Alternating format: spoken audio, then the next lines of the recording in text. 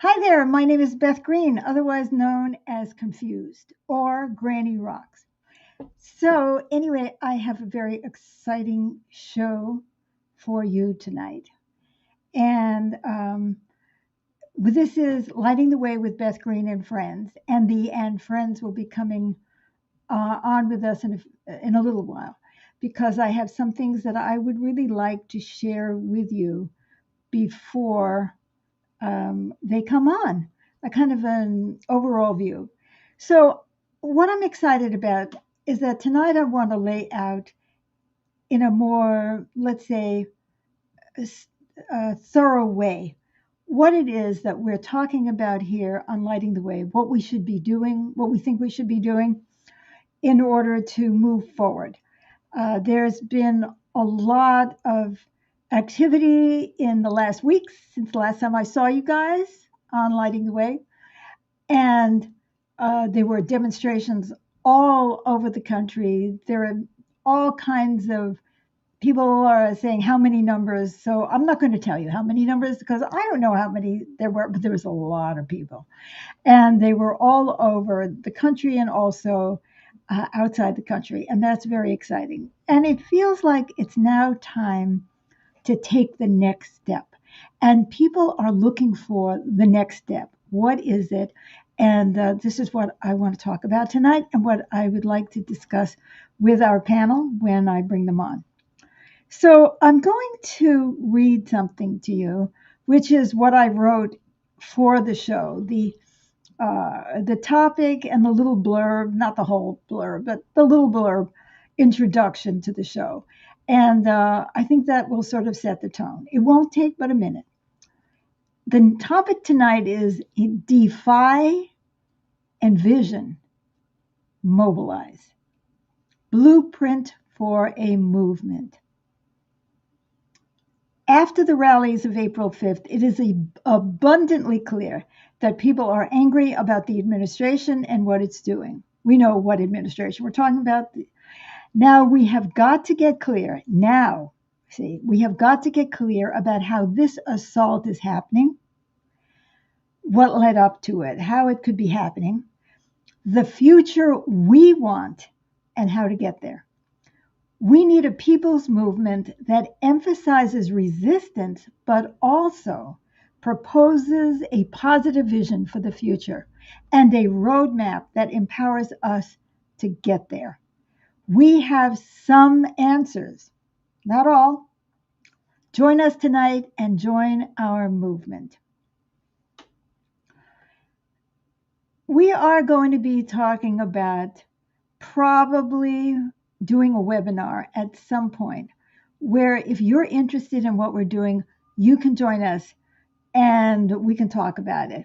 Yeah, Todd says there is an estimated 3 million participants. I've read all kinds of figures all around this. So I don't even want to say because people exaggerate. And I mean, somebody said, oh, yeah, there were 4,000 people in Corvallis, and James thought there were 300 or 400.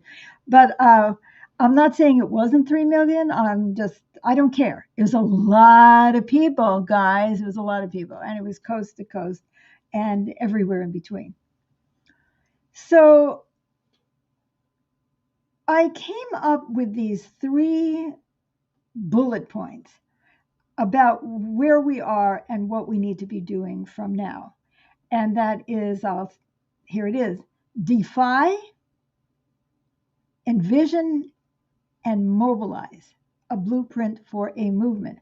So we have a lot of defiance, and that's fantastic. That is, without that, there's nothing. Without a real grassroots movement, we have nothing to build on. So we have the defiance. We don't like what the Trump administration is doing. And there were more very shady things that happened just today. But beyond that, we have to envision. We have to envision the society that we want to work towards. Otherwise, we just get stuck in defiance. That is not a solution. Just can't always have rallies that say, stop Trump, stop this, stop that, because it's not giving us anything to mobilize around. And that is extremely important. In our last show, I talked about how to talk to a supporter of the other side. And I said, stop thinking of them by those labels. Talk to people. And so, what are we going to talk to people around? What are we talking about? What do we stand for? What do we want people to join with us about? See, a lot of people think that what we need to do is compromise. Oh, we'll give a take and we'll give them an arm and they'll take a leg. And that is not what I'm talking about. I'm talking about getting to the bottom of what is really bothering people and putting out a program that actually addresses the issue directly and thoroughly and asking people to join that movement. And so that is what envisioning is about, envisioning the future that we're fighting for. And the third part of that was, what was it? Mobilize. And that's really interesting because there are a lot of things that we can do to mobilize. What mobilization is about power. We have to have the energy there of resistance. We have to have a vision to mobilize around, and then we have to have the power to change what's wrong. Now, I'd like to talk a little bit about what we have to stop, what we have to replace it with, and how we are going to get to that power.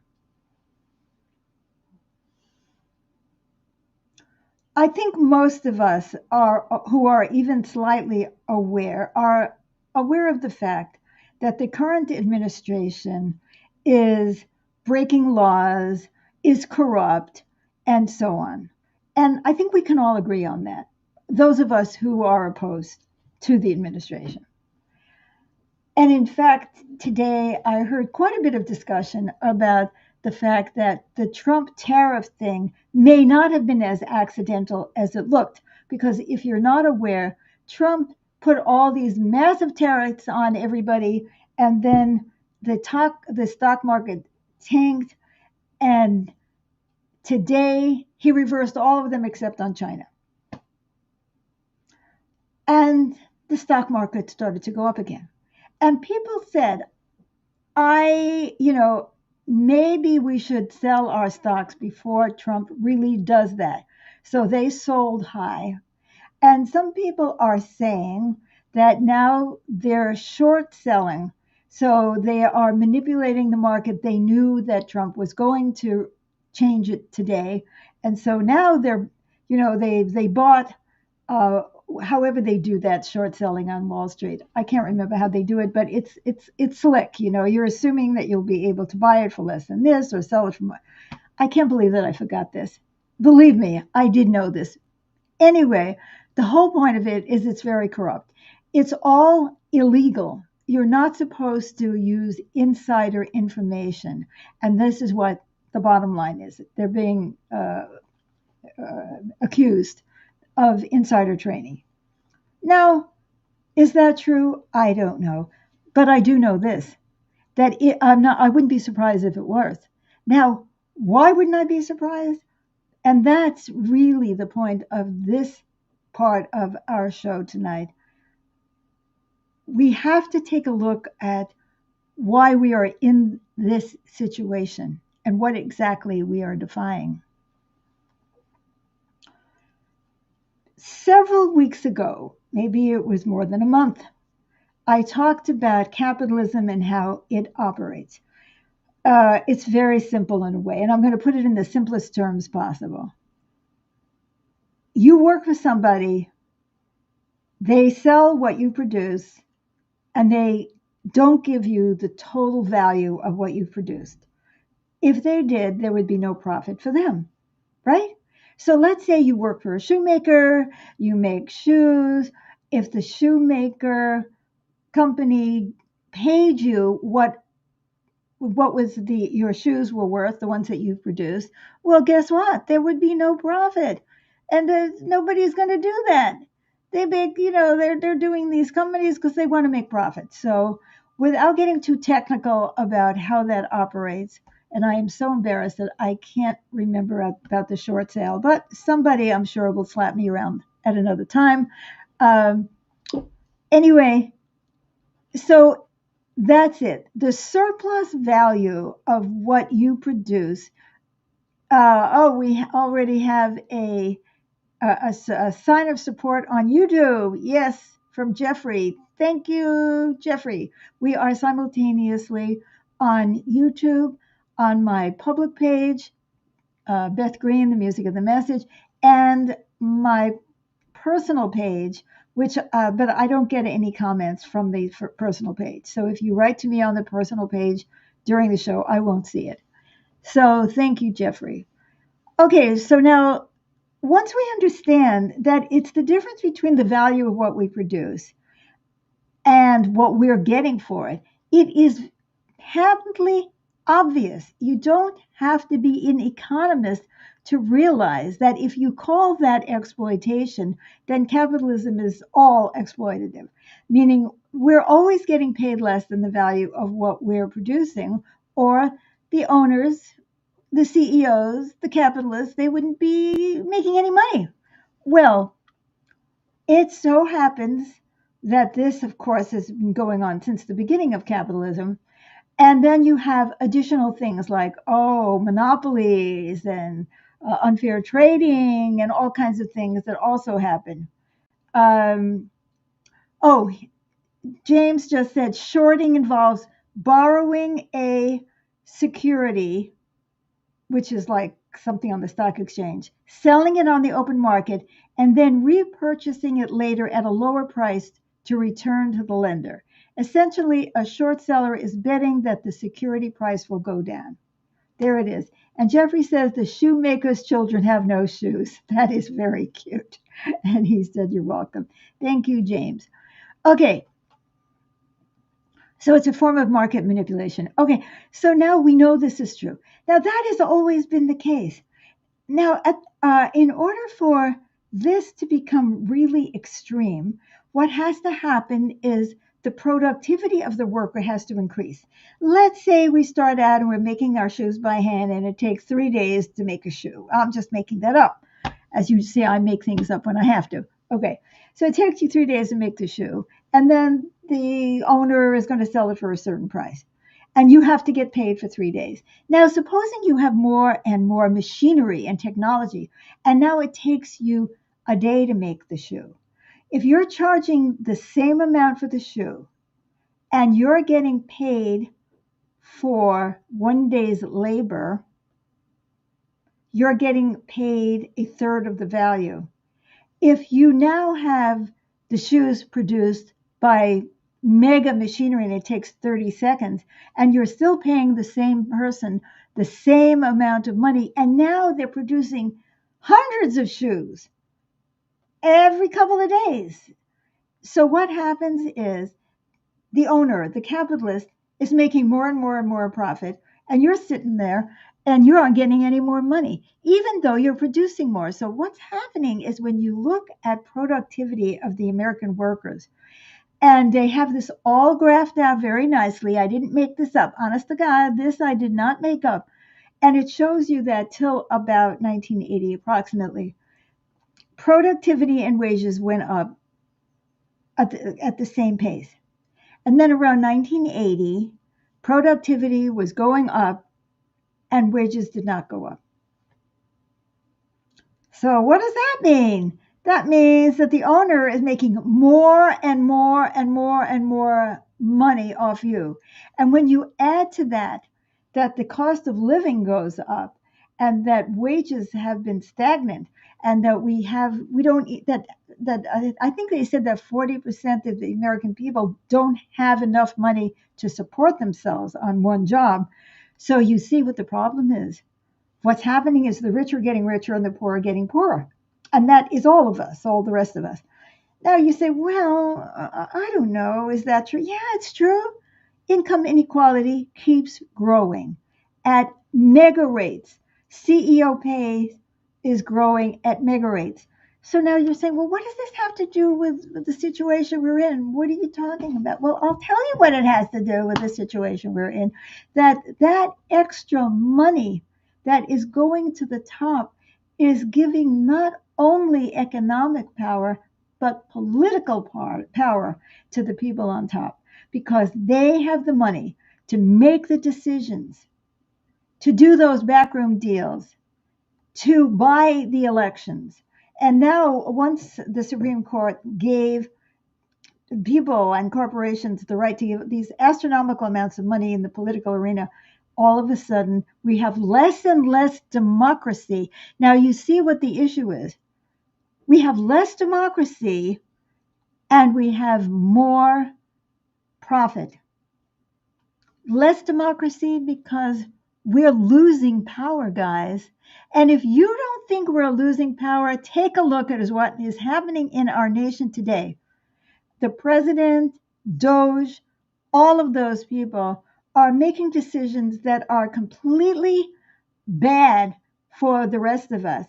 But we are struggling to fight them because they've already grabbed so many levers of power, including the Supreme Court.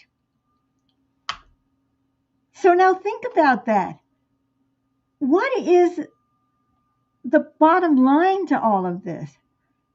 The government, if you're not going to get rid of capitalism altogether, because remember, capitalism is based on people profiting off of labor and profiting more and more and more and more and more and more as they keep the cost of labor down. Well, what do? They discourage unionization. They keep us separated. They keep us fighting each other, making us a bunch of fools. And as that is happening, we are losing power. We are getting disempowered. And we have lost control of our country. That's what's showing up. But it didn't start with Trump. It started back in the early 80s. Did you ask for the thing, whoever you supported in the election, did you think we were going to be doing these kind of things? No. Everybody says, well, I didn't expect this, and I didn't expect that. Well, these oligarchs, these billionaires, they are organizing the government to enrich themselves. So what is now happening is that the government, I'm going to go back. You guys remember the Great Depression, right?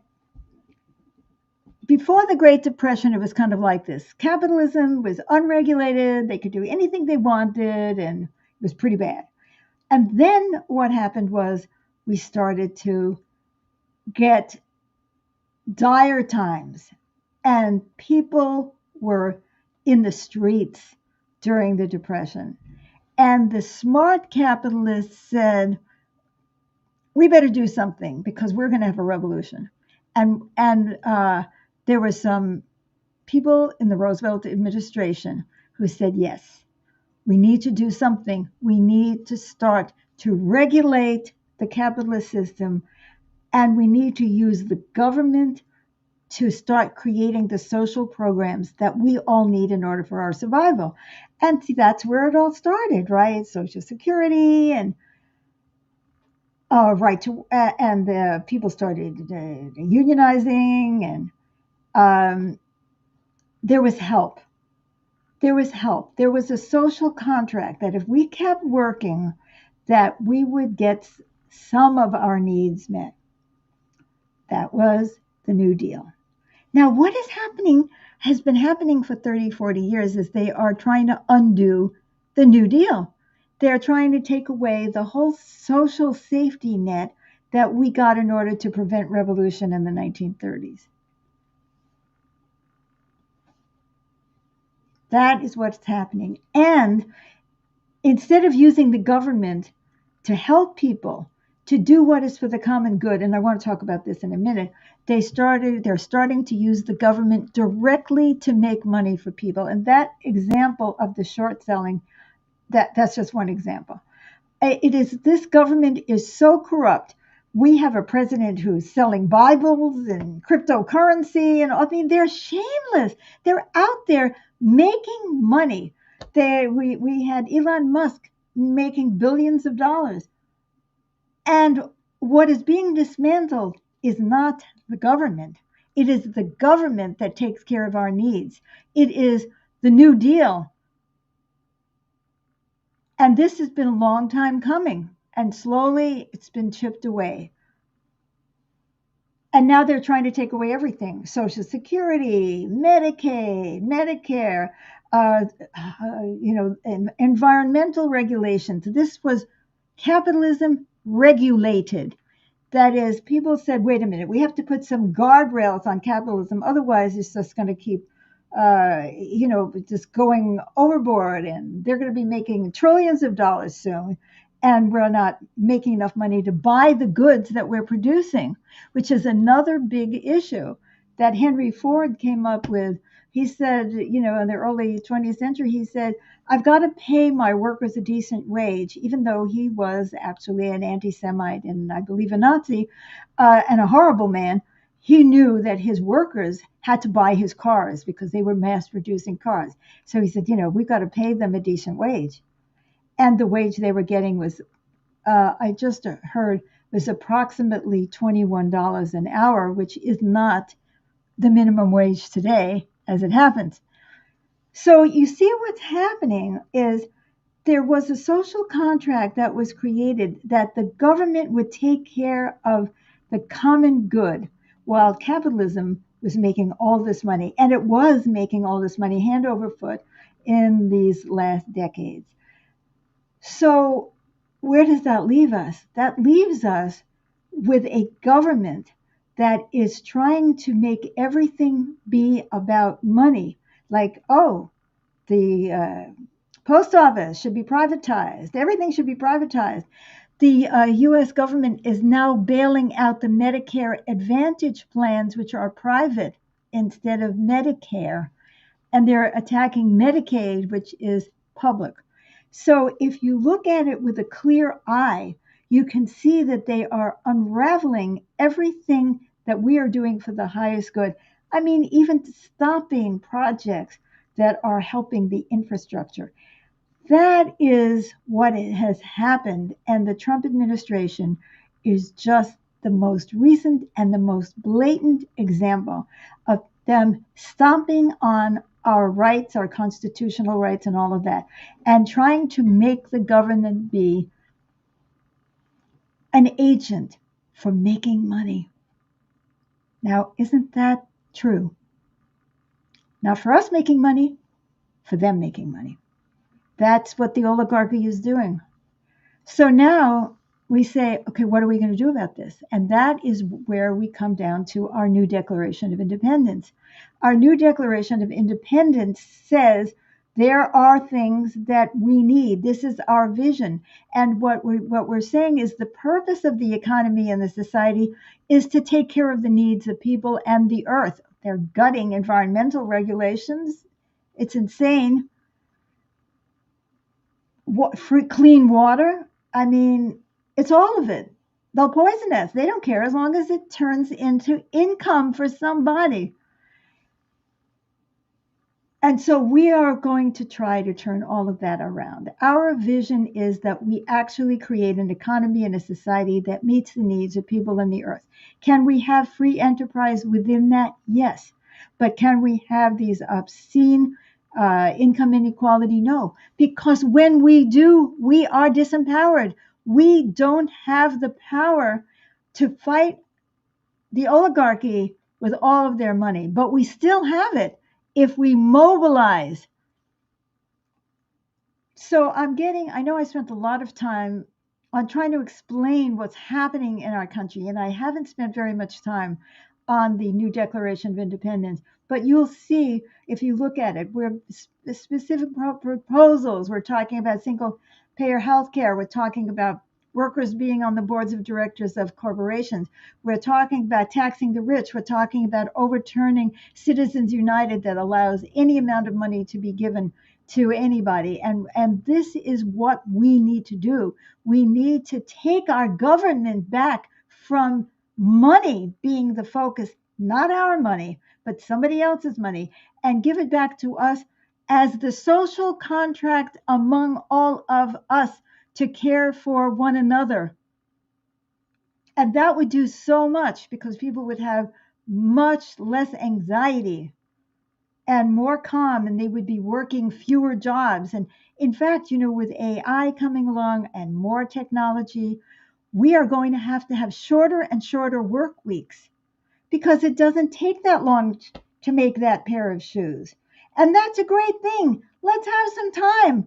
Let's have a time to go exercise and play with our children and have short work weeks. Oh, no, we can't do that because, if we have short work weeks, people might have enough time to organize and think and read books and get educated, which, of course, our current administration is trying to even destroy our college system and all the grants that are going into the universities in order to do essential research. Well, it's not making enough money for somebody, I guess.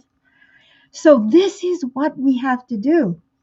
And if you read the declaration, which we've got the link in the post, if you read it, you'll see that we have a whole variety of things that we are proposing to make the government work for the people like it's supposed to. So you want to be a capitalist, you want to do fine, but you don't get to gut everything. You don't get to be a monopoly. You don't get to control the media. You don't get to control the schools. You see.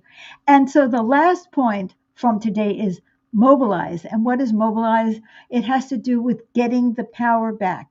And how do we do that? We do that by forcing the Congress to listen to us. We do that by going on strike. We do that by amassing people in the street. We do that by coming together around a platform that we can unite people around. So we actually can come together and fight. We need a bond. We need something which unites us more than just we're angry at Trump, we don't like him, boo-hoo.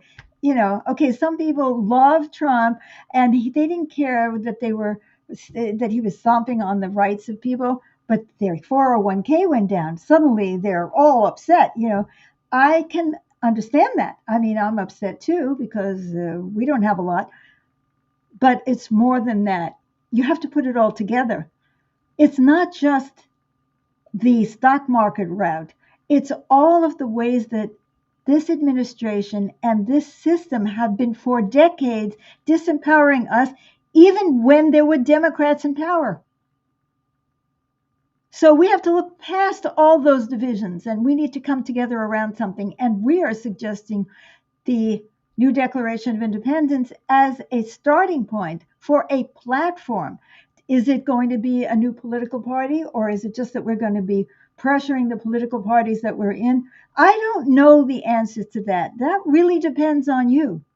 But what I am saying is right now, you have everything you need to fight. We have a platform. We have energy of anger, and we know what to do. We need to get people to consider the kind of program that we are talking about. We have a new Declaration of Independence. You can read it. You can sign it. If you don't want to sign it, you can still read it and you can pass it on. Go to every organization that you belong to that is fighting the administration and say, how do you feel about this? How do you feel about this as a program to unite us? Let's see what we can do. Then we can go in numbers to our representatives and saying, this is what we want to fight for. Otherwise, nothing is going to change. It hasn't changed in 40 years. It's just gotten worse. Now, I said in our little blurb that we may be doing a webinar in a while. And the purpose of that webinar would be for people to come on and talk to each other on a Zoom meeting, probably on a Sunday night, and talk about what we can do. What are you doing? How is it going for you? Is the declaration working for you? Do we need to modify it? What do we need to do? But actually get into organizing this mobilization and getting beyond just, oh, I can't stand it. Oh, I'm so upset. So if you're interested in that, I want you to write to me at Beth at thestream.info. Our organization, our nonprofit is called The Stream. Beth at thestream.info, and let me know that you're interested in doing this. And probably in a couple of weeks, I'm hoping to get on some podcasts. I'm hoping to go and speak. You can try to speak to people about having me come in and talk about this whole thing that we're in and why we need to mobilize, and that we need to mobilize around a shared vision. And I know I've gone on a long time already tonight, so I'm going to bring on my guests, my friends, and let's see. Here we go. First, we have James Maynard. Hello. Todd Benton. Lizzie Treehart. And it looks like we are the only ones tonight. And that's just fine. So, you're the first webinar, right? You're here. Okay. What do you have to say? I love what you said. I mean, I heard it earlier, but there's something about hearing it again and how comprehensive it makes so much sense. Like the way you describe the economic situation, I think is way more digestible in this discussion than we had previously. I think you wove it together, and I'm fired up. Let's just say that. Fired up and ready to go. So I'm on board for whatever, mobilizing and being part of the mobilization, helping. I'm thinking about like, who can I bring you in front of in addition to what we're already doing with the podcast?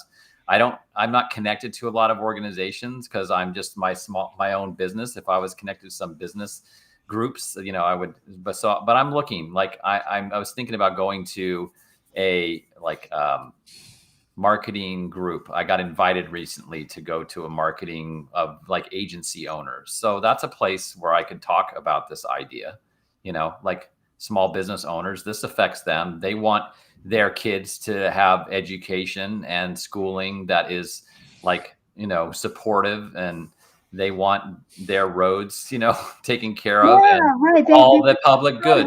Right. We all want benefit of the public good, the common good. Right. That's the public commons, yes. That whole concept is what we all need. And the more we can, band together and unite together, the more power that we are going to have together. So I'm grateful that you shared that tonight. And we can use this and transcribe this conversation also as a synopsis of what we're talking about. So we can get it out to people in a written form. We can, turn this into a podcast itself. And, so that is the next step on my agenda, is getting this show, to be distributed through the podcast network on Apple Podcasts and Spotify and so on. So. Great. I would really appreciate it. And by the way, we are not alone in our thinking. I was watching a video by a group called Patriotic Millionaires, and they've been around for quite a long time. In fact, I interviewed a guy who became part of that back maybe 10 years ago when we had Inter-Revolutionary Radio. Yes. And they were talking about this, and these are people with a lot of money, and they're saying, tax us. They have somewhat different perspective, and then they see things a little bit differently from us, but there is definitely an overlap in the way they're seeing it. So we know that there's other people who see this. And yes. I'm sorry if I was incoherent at any point, but this is a lot of material. I wasn't. That's no, I didn't feel like you were going coherent at all. Oh, good, because there's a lot. There are a lot of pieces that I was trying to pull together so that it would all fit.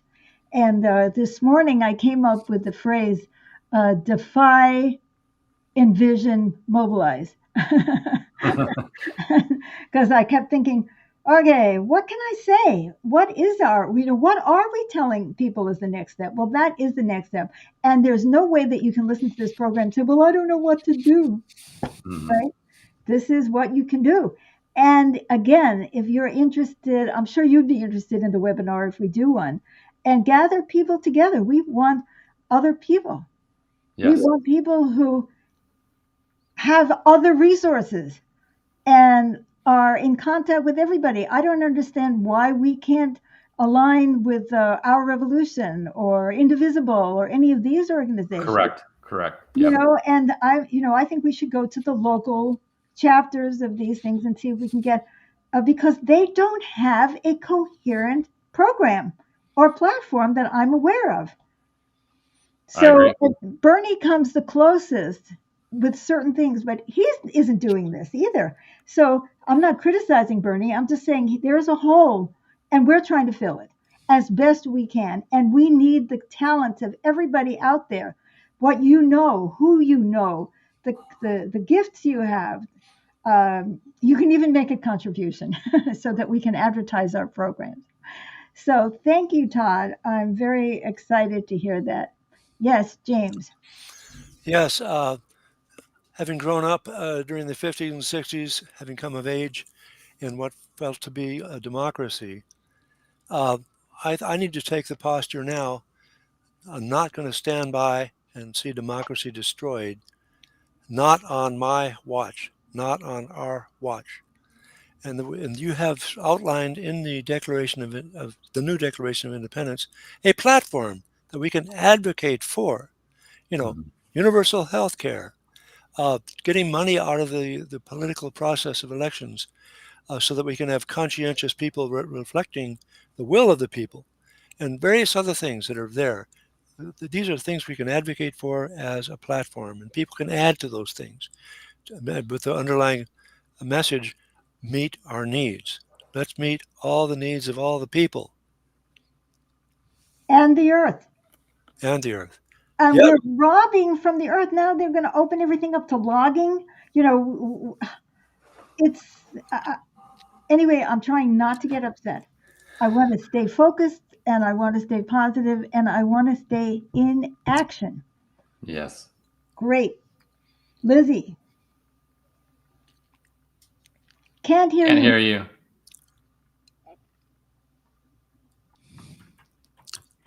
Have you tried pulling out the headphones? Oy. I have no idea. Everything was the same as anyway. I feel emboldened. I feel the information was very useful. I need to go back because I was having a reaction during parts of it. I don't know what that was about, but I'll just go back and listen to it again so I can get these facts down. But yes, it has been going on a long time. And I love how you're calling it the administration. You're not talking about just number 47. Because I also recently read something from the daughter of MLK and his wife to don't refer to a person at Trump as Trump. You know, number four, don't use his name. It's the Republican administration or the administration or whatever. Um, Hmm.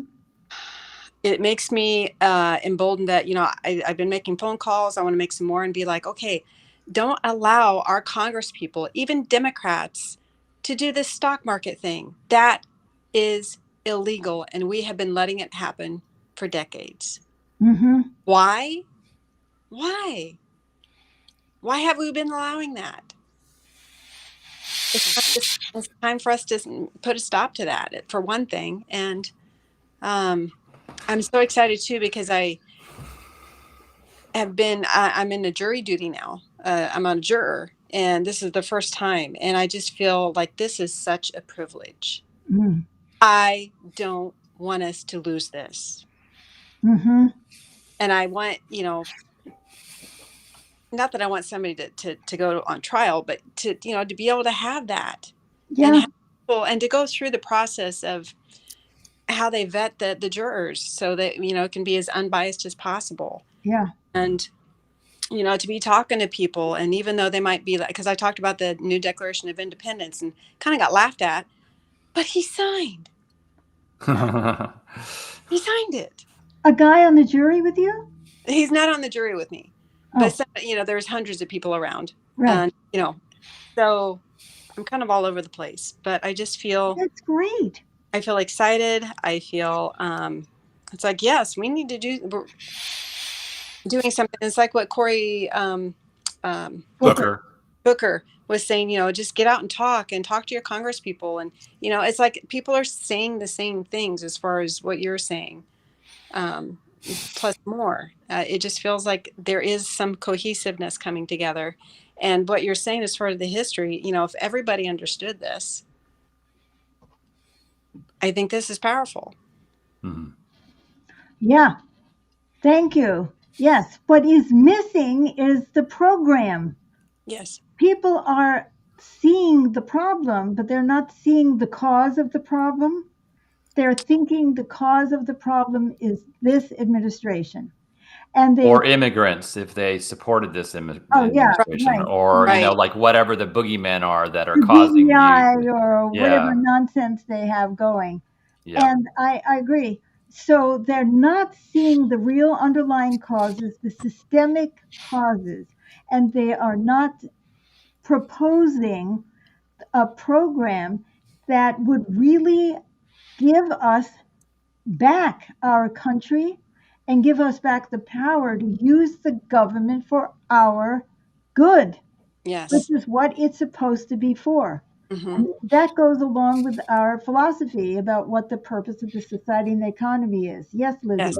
Because I also want to say, when I was at the march last weekend, talking to people about it, it was like, talking about the new Declaration of Independence, and, the purpose of government is to meet the needs of people. And, let's include the earth. And some people were like, their brains were like, what? And you could see some wheels turning. And some people were like, blowing it off. But it's like, no, that's what government really is supposed to be doing. Yeah. So that's right. Because we say that the society and the economy are for that purpose. That's the only reason we have a society. That's the only reason we have an economy. And the government is the agent of all of us to get those needs met. We need a government to fix the potholes. We need the government to have the measles vaccine. We need the government to help us in disasters. We need the government to take on climate change. We need some unified organ that can actually affect these things. And so I'm so glad. So even though people might look at you like you're crazy at first, that doesn't mean that they don't get it. That if you keep, so it opens somebody's mind. right. And it will, the more people hear it, the more obvious it will become. Right. Right. And it's like, poking holes into subconscious. Yes. Right. And that we have the right to that. That it is our money. It is, we produce all the goods and services. It's our money. And as we get more and more into automation and we need less labor, we need to get the income without having to do all that work. Why? Because it's still the product of our collective labor.